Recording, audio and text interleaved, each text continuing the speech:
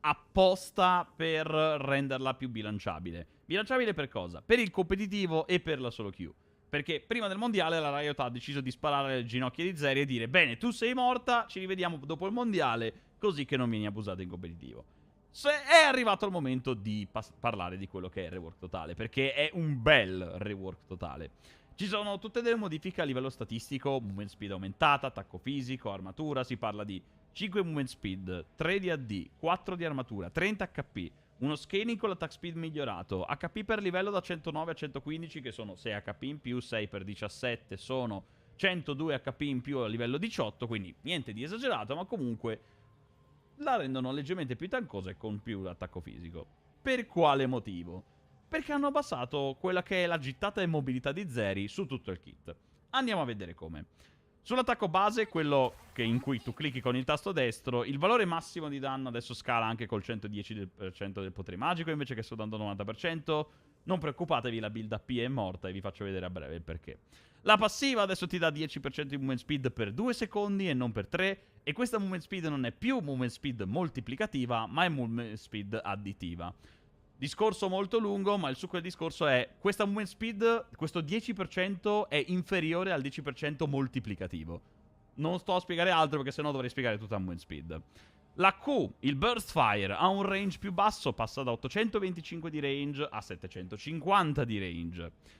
Però, come compensano questa cosa? Dici, ha un range più basso, compensano mettendole uno scaling migliore con l'attacco, con la velocità attacco, invece che dare 60% di AD, adesso ti dà 70% di AD, perché Zeri trasforma l'attack speed in AD quando supera 1.5 di attack speed.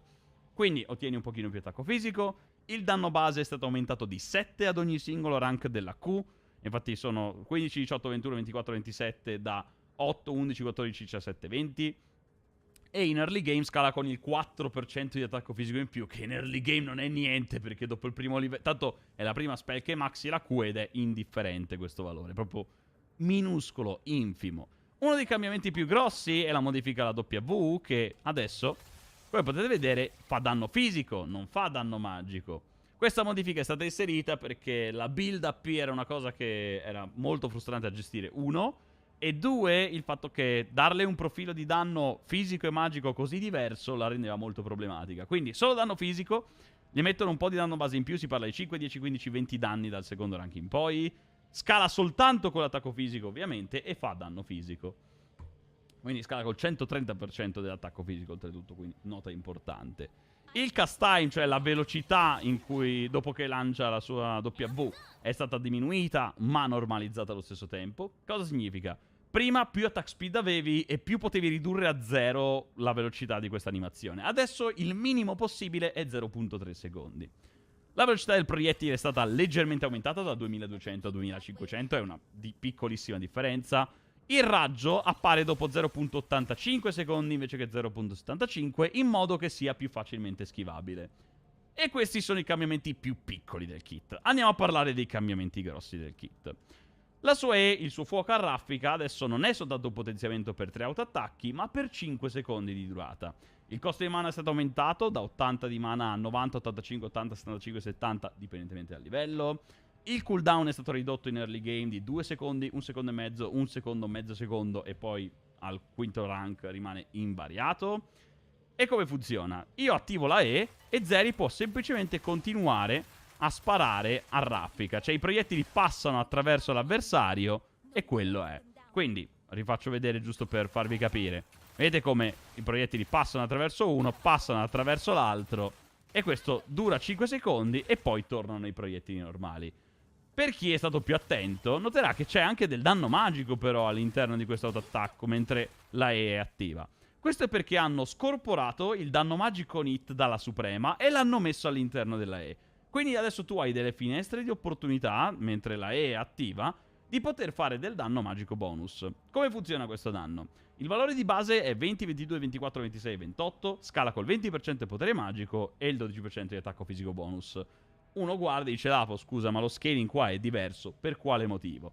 Perché questa spell scala anche con il critico, quindi il danno magico hit, dipendentemente da quanto critico tu hai, tu puoi ottenere un aumento del danno. Ad esempio qua dice 57, ci sono gli scaling che sono potenziati, Se io prendessi Saluti Lord Dominic e una Bloodthirster, questo valore aumenterebbe ulteriormente.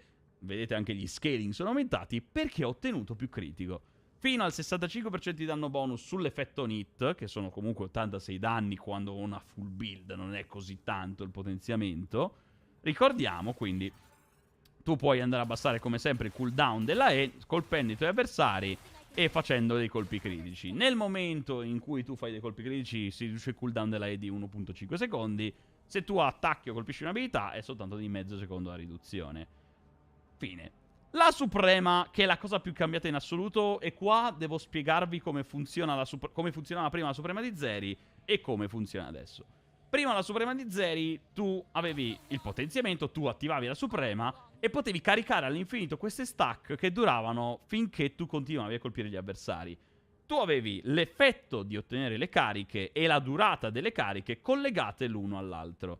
Quindi se tu anche non combattevi per 2 secondi o 3 secondi, tu avevi un massimo di 5 secondi per colpire un tuo avversario e ottenere un refresh della durata. Adesso questi due effetti sono scollegati tra di loro. Oltre al fatto che la Suprema adesso non ti fa i danni on hit magici, tu scarichi i danni della Suprema. L'effetto dei colpi a catena è stato aumentato da 450 a 650. Ma guardate ora, questo buff dura 5 secondi. Vedete qua, la barra si conclude. Bene, finito. Ma i potenziamenti singoli, le singole cariche che appaiono qua sulla barra, durano 1 secondo e mezzo. E sono quelli che ti danno la movement speed bonus. Guardate qua. E adesso ottengo 15, 18, 21, 24, 27, 30. Passo 1 secondo e mezzo. Io posso cominciare di nuovo a caricarle, ma perdo tutta la movement speed bonus nel momento in cui quelle scadono. Quindi se io magari mi sposto un attimo indietro, non posso più riaccedere a quelle stack che ho perso. Questo è un modo per togliere quella funzionalità in Zeri in competitivo e ad alto elo, in cui aitava costantemente, aspettava che una spell veniva magari usata e poi rientrava nel fight. Qua adesso Zeri deve inseguire aggressivamente, deve continuare a stare addosso ai propri avversari per poter ottenere quella movement speed infinita come prima. Questo la porta però ad avere una garanzia. Nel momento in cui lei attiva la R, cosa succede? Lei ottiene il 10% di movement speed e il 30% di attack speed. Proprio garantito. Deve colpire almeno un campione, perché se tu non colpisci nemmeno un campione, tu non ottieni niente. Zero. Vuoto cosmico.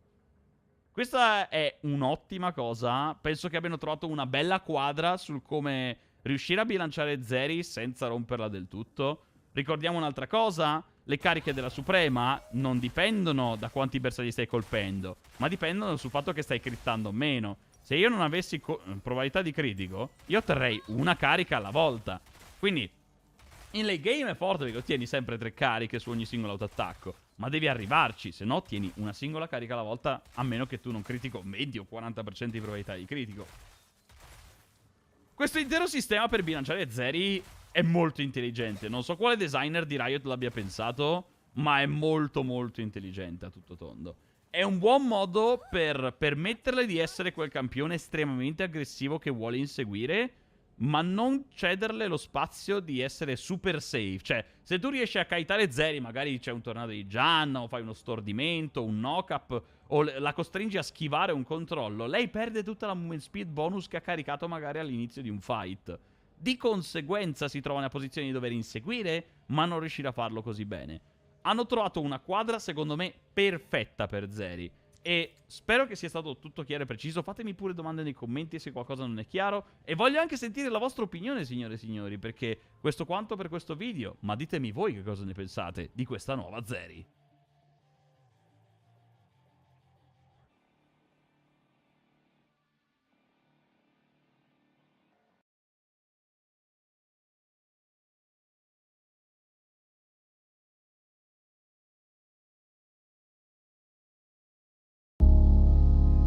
Deep in the forest of Mistwood, there's an unassuming stone building. Inside is an elevator that goes down, and down, and down, and down further still until it finally hits the bottom, revealing a secret underground city with an impossible night sky. It's one of those moments that makes you ask, wait, how big is this game? The answer? Pretty damn big. From Software has always made epic adventures that cover a lot of ground, but in Elden Ring, the studio has been more ambitious than ever. The twisty, interconnected worlds of Dark Souls and Bloodborne are microscopic when compared to the monster open world of the Lands Between. This humongous continent will take you from the deepest depths to the highest mountain, and the map just seems to get bigger and bigger. So, what's it like to actually explore this giant fantasy kingdom? And how did going open world change the Soulsborne formula? I'm Mark Brown, and this is the world design of Elden Ring. Let's begin with a recap. Our goal at the beginning of the game is to explore the Lands Between and find our way to the Leyndell royal capital. However, the front door stays locked until we've got a handful of great runes, which we can collect by toppling key boss monsters within the surrounding regions. So the game begins in Limgrave, a lush, woodland region pockmarked by ruins and underground caves. Up on the hill, we'll find Stormveil Castle, the game's first legacy dungeon, aka a bit of Dark Souls stuck into the open world. And at the end, we can beat up Godric the Grafted to get the first great rune. Godric's throne room backs onto Liurnia of the Lakes, a foggy swampland that surrounds the Academy of Raya Lucaria, legacy dungeon number 2. We'll need a glintstone key to get inside, and then we can lay the smackdown on Renala, Queen of the Full Moon, for another great rune. The Academy's rear leads to Bellum Highway and the Grand Lift of Dectus, which is not operational. We'll need 2 halves of a medallion to make it work. One is back in Limgrave, in Fort Height, and the other is in Limgrave's neighbouring land, Caelid, a nightmare hellhole with a blood-red sky, poisonous swamps, and desolate ruins. A bit like England, really. Plus, it's the stomping grounds of another great rune holder, General Radahn. With the Dectus medallion sellotaped back together, we can now take the elevator up to the Altus Plateau, an autumnal highland with a golden sky, and finally, the entrance to Leyndell. However, before we head inside, we can swing a left and scale up Mount Gelmir. Here we'll find another legacy dungeon, Volcano Manor, and can wreck another rune holder, Rykard, Lord of Blasphemy. We can now head back to the plateau, enter the biggest legacy dungeon of them all, the staggeringly massive Leyndell royal capital, and face down Morgott, the Omen King. So that's the layout of the Lands Between thus far. We've got Limgrave, Caelid, Liurnia of the Lakes, Altus Plateau, and Mount Gelmir. All of them, bar Caelid, have a legacy dungeon to fight our way through, and all of them, bar the Altus Plateau, have a great rune holder to beat up. Now, unlike, say, Hyrule in Zelda Breath of the Wild, or Skyrim in, Skyrim, these areas don't all border each other in a single giant landmass. Instead, they lead from one to the next, like so, which means you can't go from Limgrave to Mount Gelmir without first trekking through Liurnia and the Altus Plateau. This dot-to-dot world layout is just one way that Elden Ring is constructed to help players navigate this world, to stop them from getting lost or overwhelmed. There's also the way some NPCs suggest the way to go, the way the first vista in Liurnia of the Lakes neatly frames Raya Lucaria in the centre of your screen, and the way certain sites of grace have a wispy golden line that points you in the right direction. From Software's creative director Hidetaka Miyazaki says that these were put in to help out players who felt stressed by the game's open design and just wanted to know where to go. But he also says that refusing to follow the guidance is supposed to feel, in of itself, like a choice. Because despite Elden Ring having more order and structure than some other open worlds, this is definitely not a linear game. For one, you can often reach areas in an alternative way and bypass bosses in the process. So while Stormveil Castle quite naturally leads on to Liurnia of the Lakes, there's actually a semi-secret path that circumvents the castle and goes around Godric. Caelid is on the border of Limgrave, so you can just wander in at any time, though you might face some resistance, more on that in a bit. And you don't actually need the Dectus medallion to reach the Altus Plateau. There's a hidden path through the ruin-strewn precipice that skips the lift and routes around Renala. Or you can get eaten by this one specific baddie in Raya Lucaria and get burped back out in Volcano Manor. NPC quests can also open up other avenues. so typically Radahn's festival is inaccessible until we've touched at least one site of grace on the Altus Plateau, but doing Ranni's quest can grant us earlier access. Fia's quest lets us enter Leyndell without fighting the draconic tree sentinel roaming around outside, and doing a quest for Vare will grant us access to Mohgwyn Palace, so we can fight a surprise 5th Great Runeholder, Mohg, Lord of Blood. All of this means that pretty much everything up to the front door of the Leyndell Royal Capital can be tackled how you see fit, and all of the areas, legacy dungeons and bosses in these zones can be done in whatever order you like. Or not at all, as the case may be. Getting into Leyndell actually only requires you to hold 2 Great Runes out of a possible 5. That means Godric, Rennala, Radahn, Rykard and Mohg can each be skipped as long as you've beaten 2 of their mates.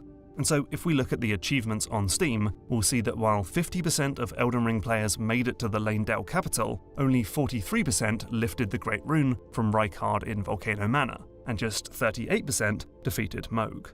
But, I mean, this is a game with over 150 bosses, and you only need to fight 12 of them to see the credits. You don't even need to fight the chick from all of the trailers. Then again, FromSoft has never worried too much about players missing content. They know full well that it just makes it so much better for those who do stumble across this stuff.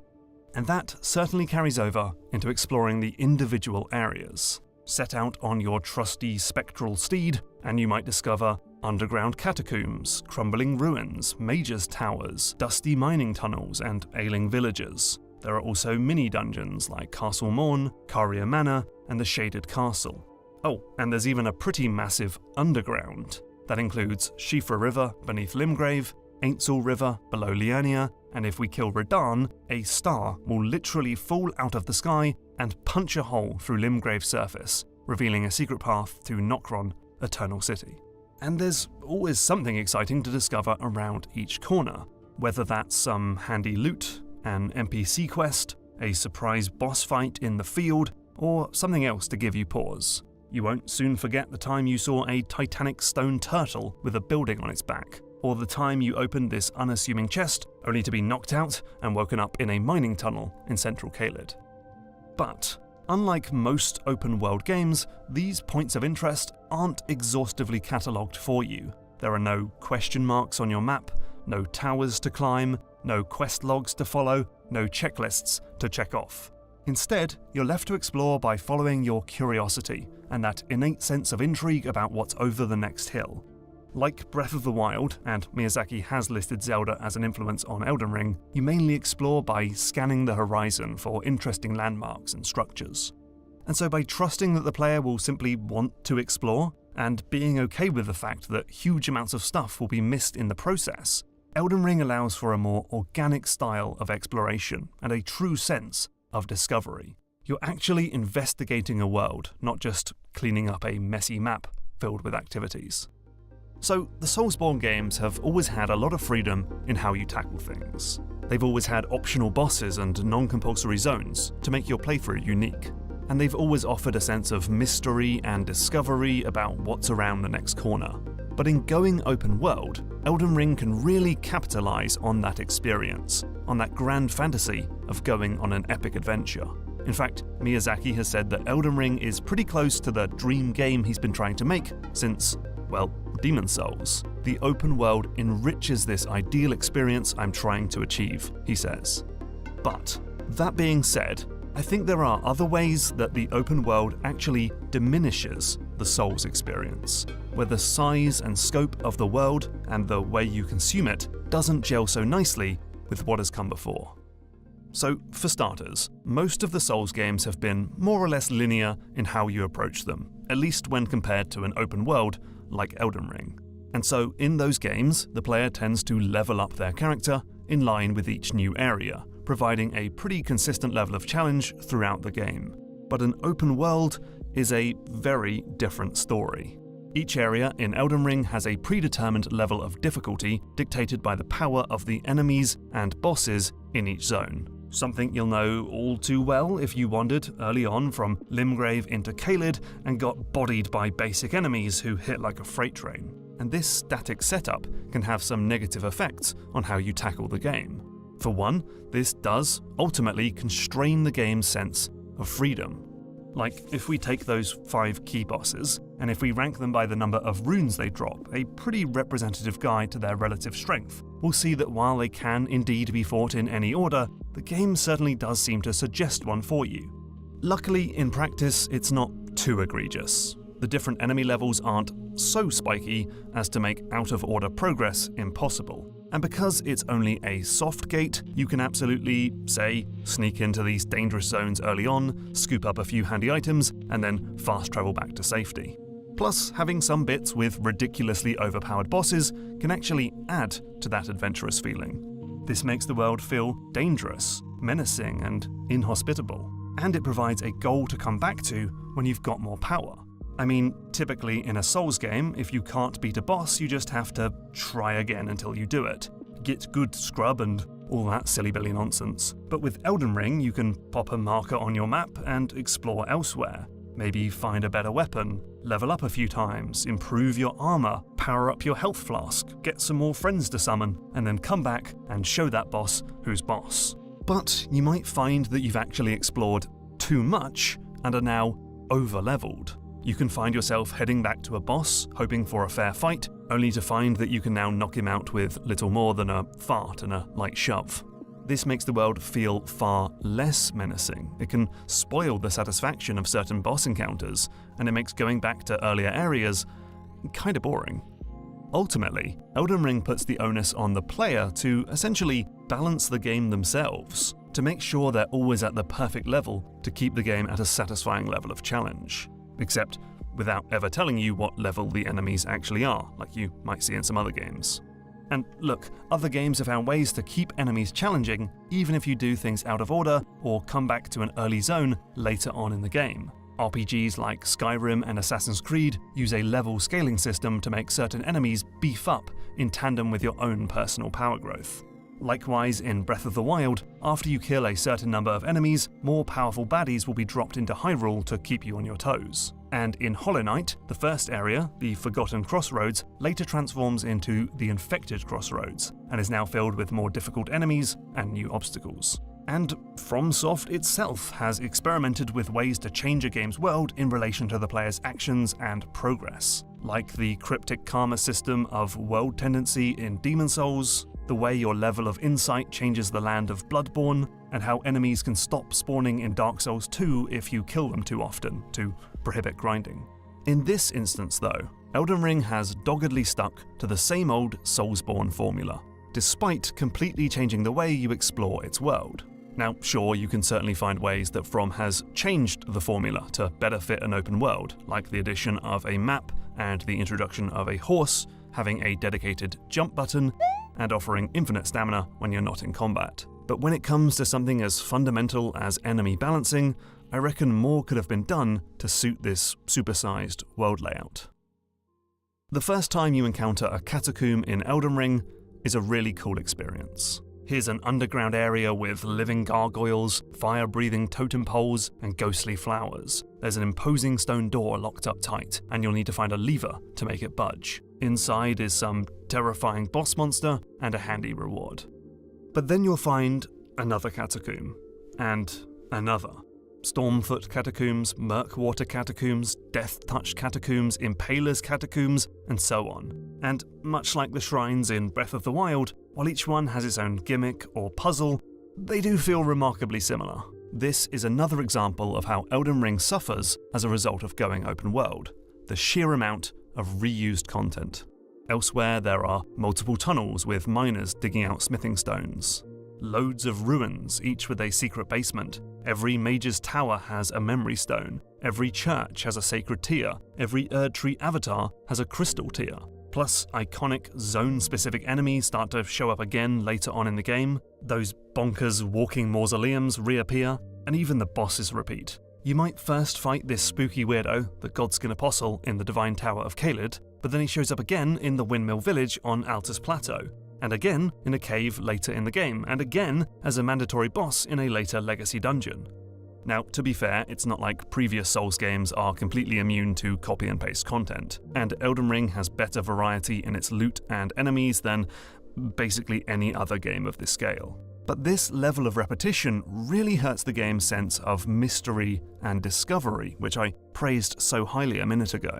Because as soon as you start to see the patterns and formulas that make up a world, the artifice is shattered and the game is revealed.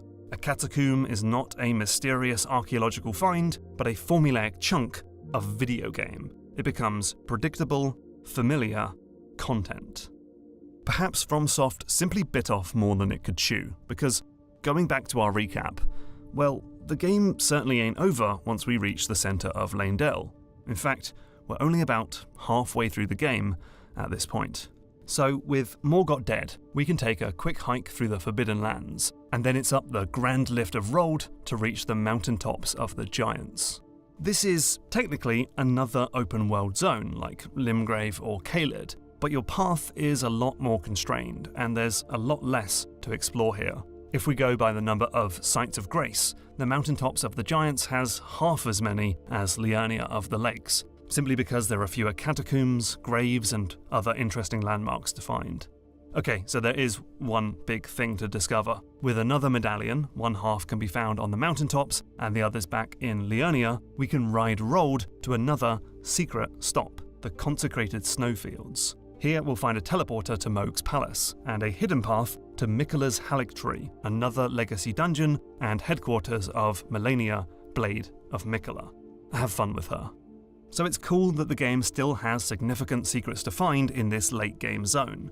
But beyond this, the game really closes in. After toppling the fire giant and setting this lady on fire for some reason, sorry I'm bad at following the stories in these games, we can pop to the last legacy dungeon, Crumbling Farum Azula. At the end of this, we can then thrash Malekith, the Black Blade, and we're back to Leyndell for a conveyor belt queue.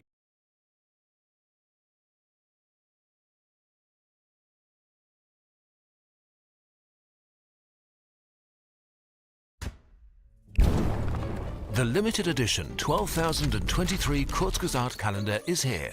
Every purchase enables us to make videos free for everyone. So get one for yourself or a loved one and be a sponsor of the following video. Eternal gratitude from us and all the burbs around the world. Here in the Kurzgesagt labs, we test very important ideas to see what happens when you blow things up or play with black holes. Many of you suggested that we look into an idea that sounds reasonable: shooting nuclear waste into space. It's one of those concepts that seems like an easy fix for one of the main problems with nuclear energy. But it turns out this idea is not just bad, but horribly bad, and it gets worse the longer you think about it. Why is that?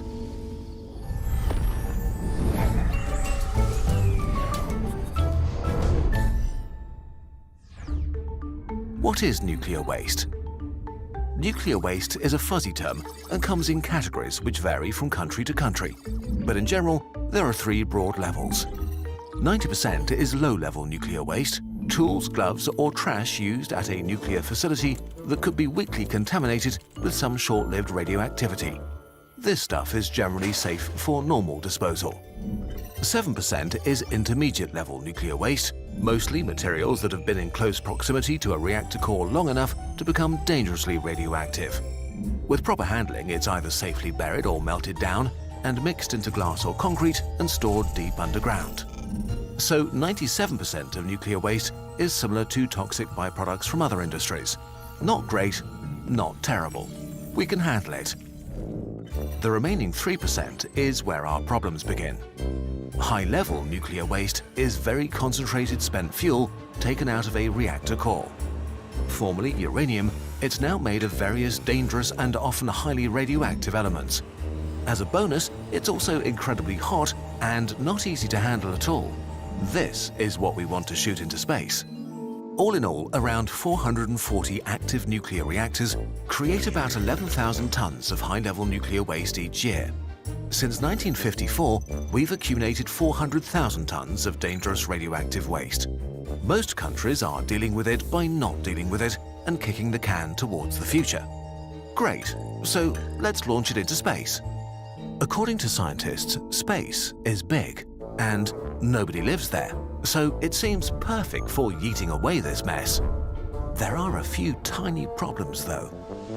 Problem 1, stuff ain't cheap. Even though spaceflight is getting more affordable, it's still extremely expensive. Just to get something into low Earth orbit costs on average about $4,000 per kilogram. Putting that into perspective, it costs about $1,600 to mine, separate and fabricate 1 kilogram of nuclear fuel, so launching waste into space has suddenly made nuclear fuel for reactors way more expensive and greatly increased the cost of the electricity they produce. To launch 1 reactor's worth of nuclear waste would cost at least $100 million per year. To deal with all the 440 operational nuclear power plants' high-level nuclear waste would cost some $44 billion per year for space launch before packaging, transport and security costs are added. Okay, let's pretend we don't care. Currently, we couldn't shoot all the nuclear waste into space even if we wanted to. There just aren't enough rockets. In 2021, we saw a record 135 launches into space. If we repurposed each of those rockets and filled them all with nuclear waste, the total amount that could be lifted into a low Earth orbit, which is the closest orbit above the atmosphere, is nearly 800 tons. We'd need at least 14 times more rockets to handle just today's nuclear waste, let alone get rid of the hundreds of thousands of tons in temporary storage. We would need to create entire new space industries to keep up with the demand for giant, toxic space trash trucks. And it gets worse. Problem 2. Space is hard.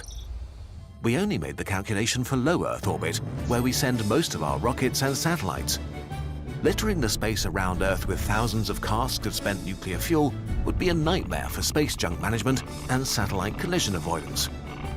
Worse still, at this altitude, there's still a little bit of atmosphere causing a tiny bit of drag, so we might have nuclear waste raining down from space within just a few years.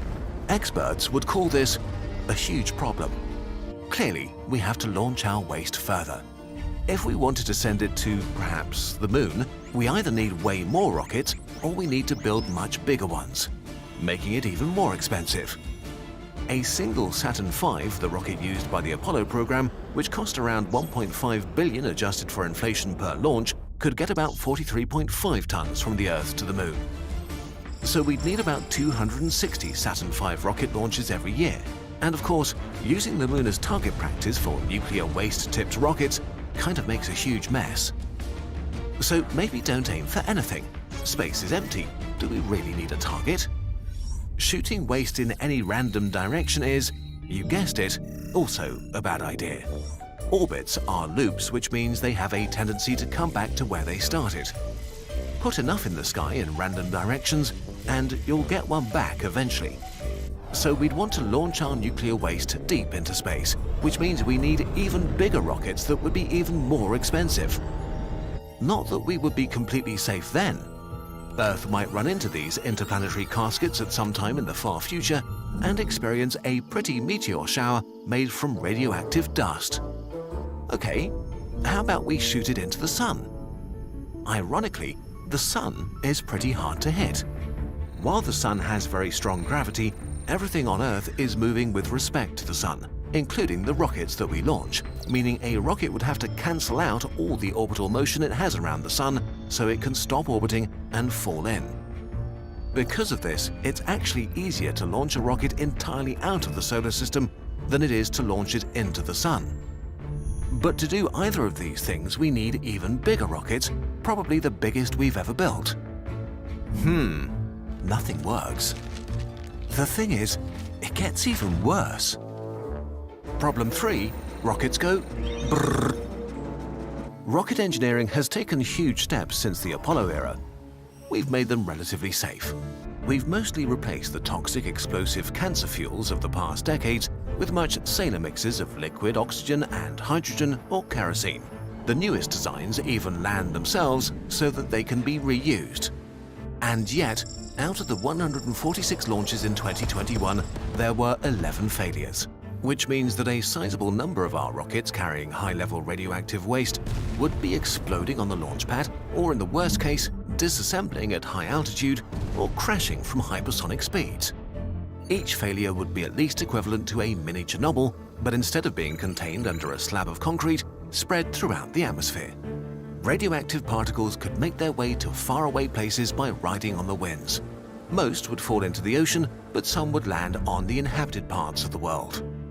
They could cover farmlands and get concentrated into our food or enter our water supply, which is, well, bad. Imagine regular large-scale nuclear disasters happening. People wouldn't be happy. Conclusion and opinion part. Nuclear waste is scary, but the fear of it and horrible ideas